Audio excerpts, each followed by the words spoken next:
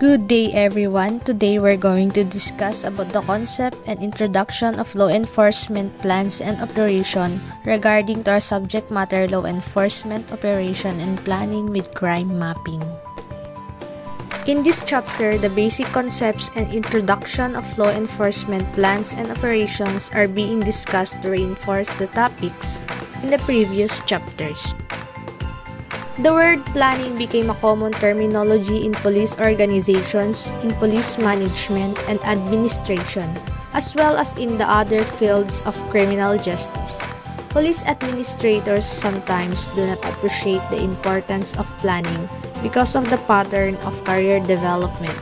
It is ironic that the pattern of career development for typical police managers carries with it seeds that sometimes blossom into a negative view of planning.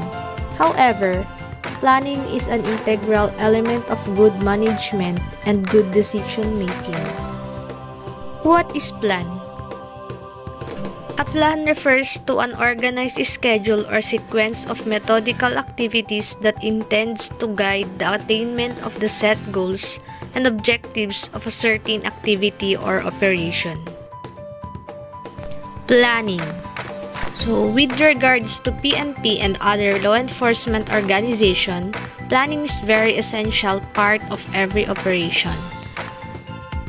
It is managerial function concerned with the formulation of future course of action concerning an event, activities, and or operations. Police planning is a systematic analysis of facts relative to law enforcement which will be the basis of coming up with policy or decisions that affects the law enforcement. So next, we have the four basic functions of management. First is the planning. Planning can be defined as the process by which managers set objectives, assess the future, and develop courses of action to accomplish these objectives. All managers are involved in planning activities. The next is organizing. It is the process of obtaining and arranging people and physical resources to carry out plans and accomplish organizational objectives. It is a continuing process in any organization. Third is leading. It is a critical activity in all organizations. It can be defined as the act of motivating or causing people to perform certain tasks intended to achieve specific objectives. It is the art of making things happen. And lastly, controlling. It can be defined as the continual analysis and measurement of actual operations against the established standards developed during the planning process. What are the objectives of police planning? So why do we need to conduct planning, especially in the law enforcement organization? First, objective of police planning is to increase the chances of success by focusing on the results and not so much on the objectives. During the planning process, the result should be the focus because if we're just looking in the objective without taking seriously whether we are going to have a positive result, then definitely there is a problem. It seems like that we have the characteristic of bahala na, which is very wrong. So, if we focus on the objective without considering whether we will gain a positive result, then there is a problem with regards to that. So, that is why we plan because we wanted the result to be successful. Second, we need to conduct planning to establish a framework for decision making that is consistent with the organizational goal. We plan because we don't want to be reactive. We don't want to be rattled by the problem that we are going to be encountering when we conduct the operation. In so doing that, we also plan in order to make everything proper.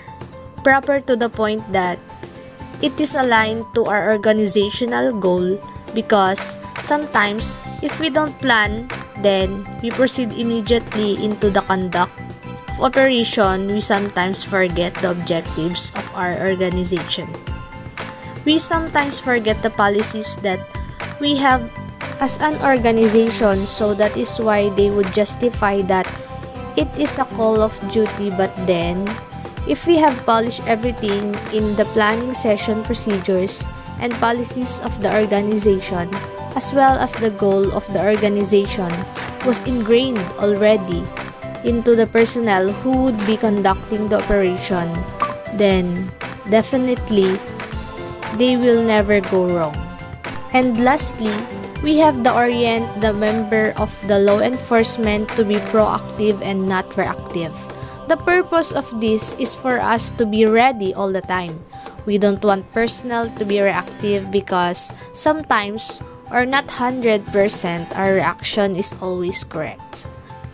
The manner we respond in a certain incident may be sometimes be affected by our emotions or nervousness and so on.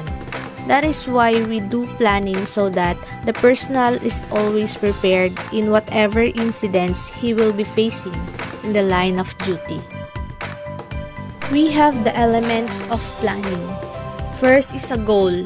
It is what you intend to achieve or attain, whereas objectives are the specific actions and measurable steps that you need to take to achieve a goal. Next is the course of action. It is on how you reach your goal. So we have to plan for us to know how to reach that goal. Third is implementing group. It means that who is tasked to do the actions. And last is the resources needed. What is needed to accomplish or to achieve that goal.